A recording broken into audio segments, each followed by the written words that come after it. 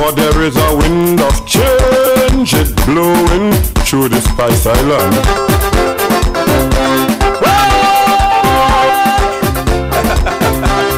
Listen to the people, Mr. PM. Don't play with the Canadian people, cause the wind is turning around. At all, like all you did only plan how to win. And after that, all you can do a thing. At all, poor people balling, they can't eat a meal.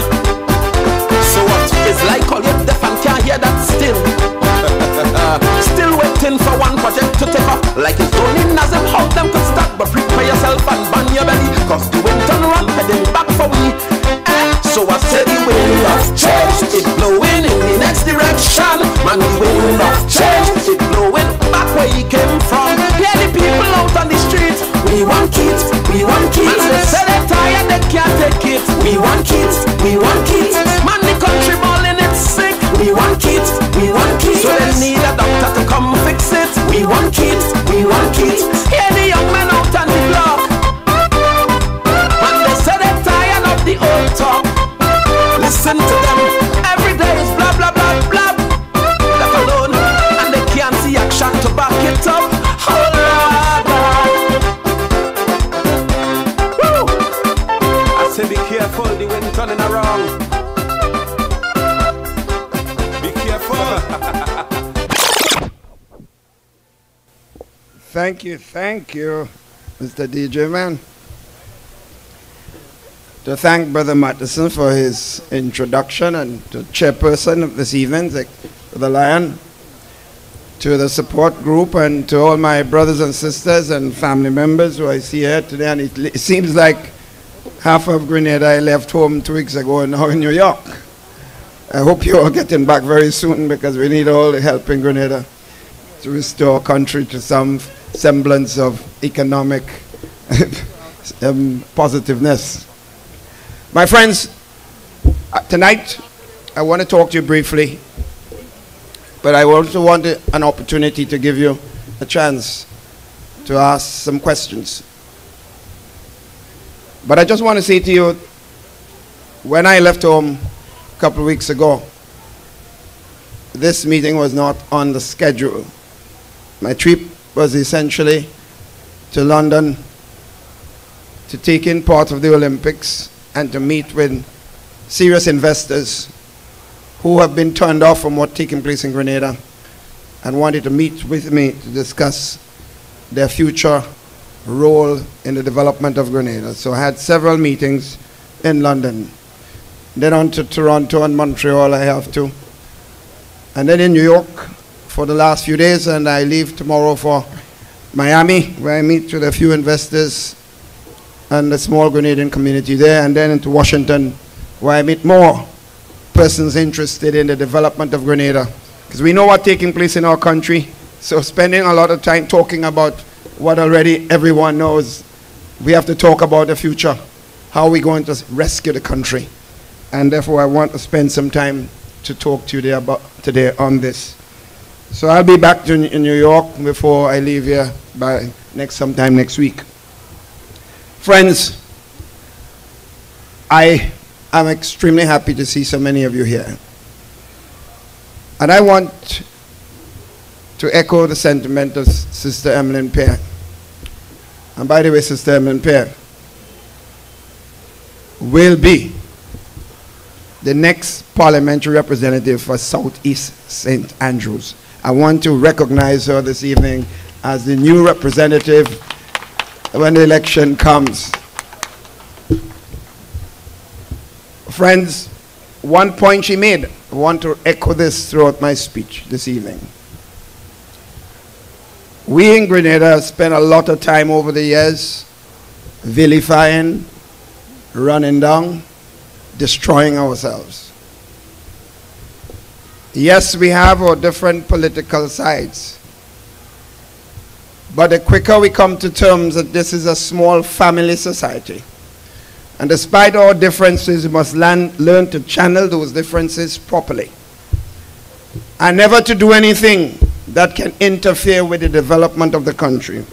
We may fall short, but fundamentally so, or all fundamental objectives must always be to keep national unity in our country and to make sure that no matter who is in office, every Grenadian, Caraconian and Petite Martinican who desires to make a contribution to their country, whether or not he supports the political party in government, has that fundamental right.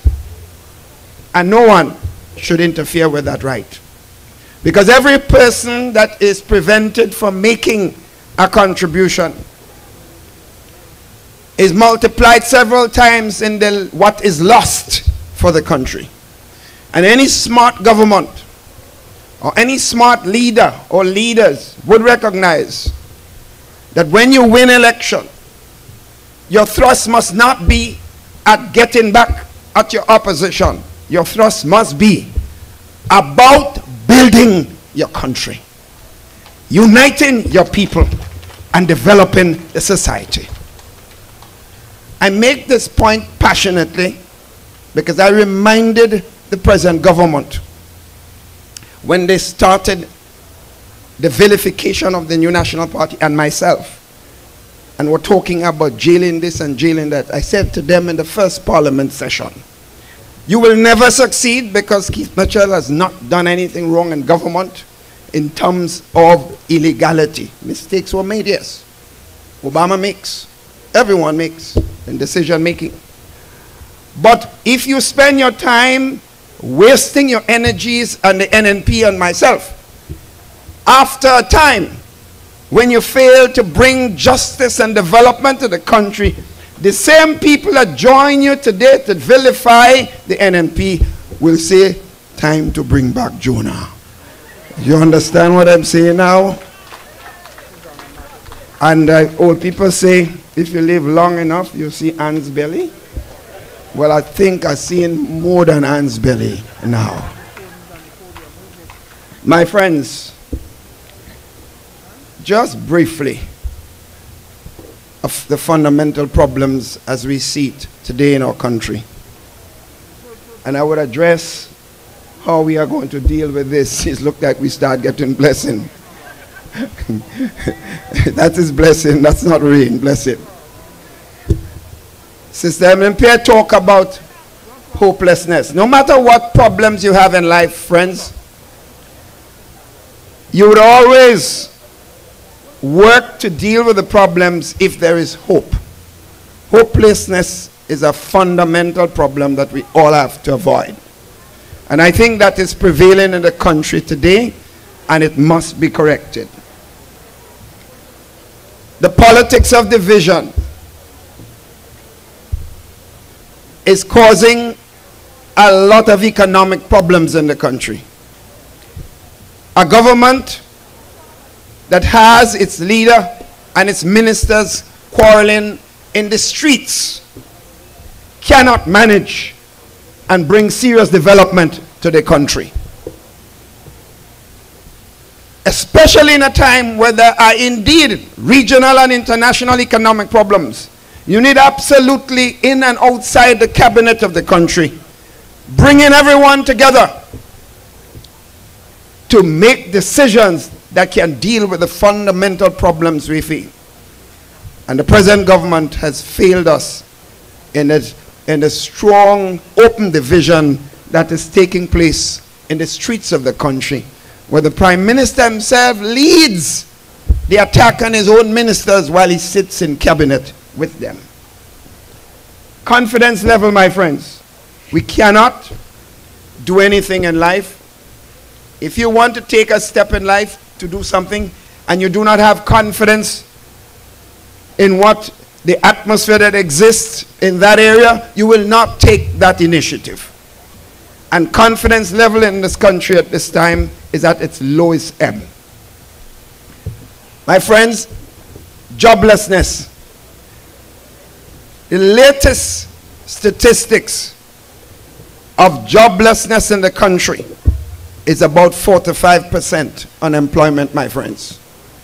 And that is not a political statistics. This is genuine statistics. The government is claiming it's about 35%. But it's a fact. Only recently, as last week, the caller sent home, closed down his closed department operation, and he sent all the workers home. La Sousa sending home workers last week. All the hotels. I met with the 6 of the major hoteliers before I came in, before I came up. I left. They knew I was coming and they wanted to meet me before. And they all said they have laid off over 50% of their staff, and who they have not laid off, they are rotating. Management and workers have taken a 40%, in many cases, decrease in their salary. You know what? You live in New York, and if your boss come and tell you one day that he's giving you 40% less on your income, you know what that will do to your family budget, and you're planning for the life of your family. So joblessness is something that is a serious problem. And you and I know, friends, you have your children, your young boys and your young girls. You could tell them all kinds of things of what they shouldn't do.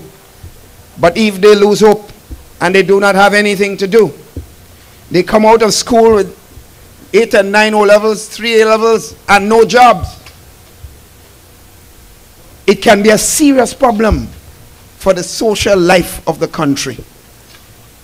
So when someone will talk about they cannot support casino in a country because it will bring prostitution, and it can bring drugs and decay in the social life, let me say to them, and I'm sure you would agree, to anyone who makes that point, and that is not just a case for casino. I'm not making a case for casino. I'm simply saying the biggest factor in social decay and increasing prostitution in any country and drug activities among young people is hopelessness and unemployment, my friends.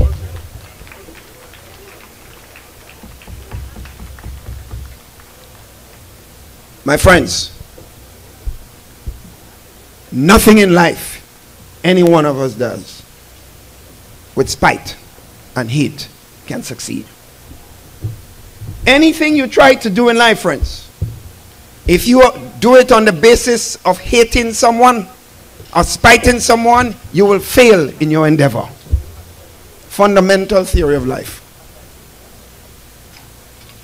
And therefore, my friends, many of the things that you see happening today in our country was based on this. And this is something any government that I have anything to do with, or system and prayer, or the NNP have anything to do, avoid taking decision on hate and spite.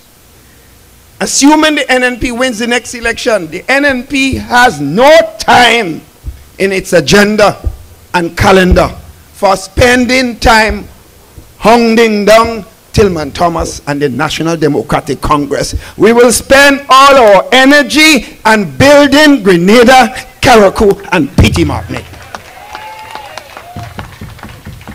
If Nazim Bok and them build 5 houses and he can't show it, let the law deal with him. That's not for Keith Mitchell and the new National Party.